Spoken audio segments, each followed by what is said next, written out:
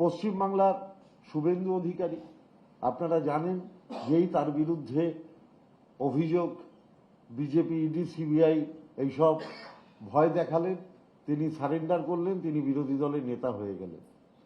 এই যে বাংলায় নির্বাচন, দেখবেন এই নির্বাচনকে কেন্দ্র করে ইডি, সিবিআই তাদের তৎপরতা কত গুণ বেড়ে যাবে।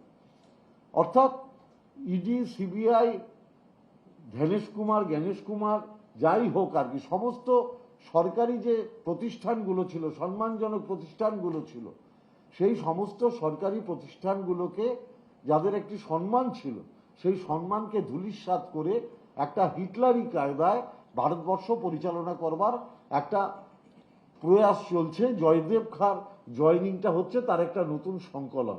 আপনাদের স্মরণ করিয়ে দিতে চাই, বাংলায় একটা প্রবাদ বাক্য আছে, রতনে রতন চেনে, পরেরটা আর বলছি না। বিজেপির সেই ট্র্যাডিশন সমানে চলেছে, অর্থাৎ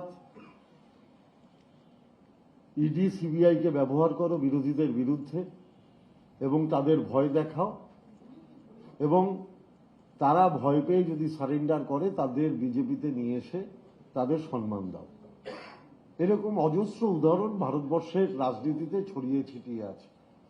মহারাষ্ট্রের প্রফুল্ল প্যাটেল, তিনি যখন মন্ত্রী ছিলেন, বেসরকারি কোম্পানিগুলোকে এয়ার ইন্ডিয়ার যে সুযোগ করে দিয়েছিলেন, তার বিরুদ্ধে যখন তদন্ত শুরু হলো, যেই বিজেপিতে তিনি যোগ দিলেন, সঙ্গে সঙ্গে তিনি বিজেপির রত্ন হয়ে গেলেন।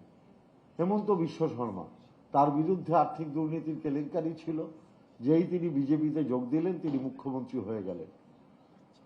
পশ্চিমবাংলার শুভেন্দু অধিকারী আপনারা জানেন যেই তার বিরুদ্ধে অভিযোগ বিজেপি, ইডি, সিবিআই এইসব ভয় দেখালেন, তিনি সারেন্ডার করলেন, তিনি বিরোধী দলের নেতা হয়ে গেলেন। দুরাপ্পা, কতগুলো উদাহরণ দেব আপনাদের সামনে। আপনারা দেখুন, বিজেপি এমন একটি দল যেখানে আপনি যদি অপরাধ করে বিজেপিতে আশ্রয় নেন, তাহলে আপনাকে কোনো আর বড় উকিল ধরতে হবে না। ইডি, সিবিআইকে বিজেপি তাদের এমন তাবেদারি পরিণত করেছে যে তাদের এখন কাজ হচ্ছে কোনো প্রশাসনিক ব্যবস্থা না নিয়ে কিভাবে বিজেপির দল ভারী করা যায় সেটা দেখা।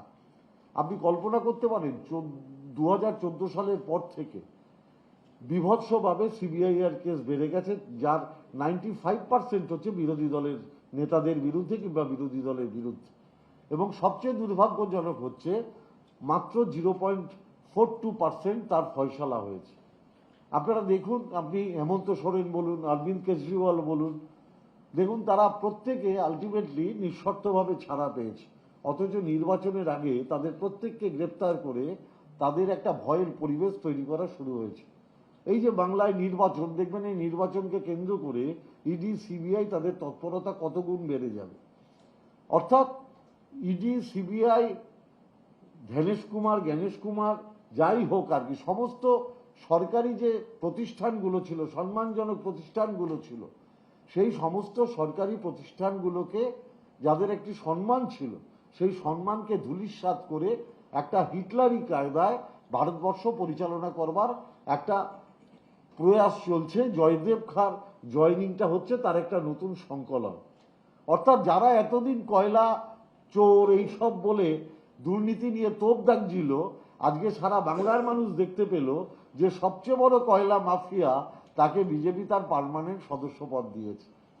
অথচ সারা ভারতবর্ষের মানুষ জানে এই কয়লা খনি নিয়ন্ত্রিত হয় কেন্দ্রীয় সরকারের দ্বারা।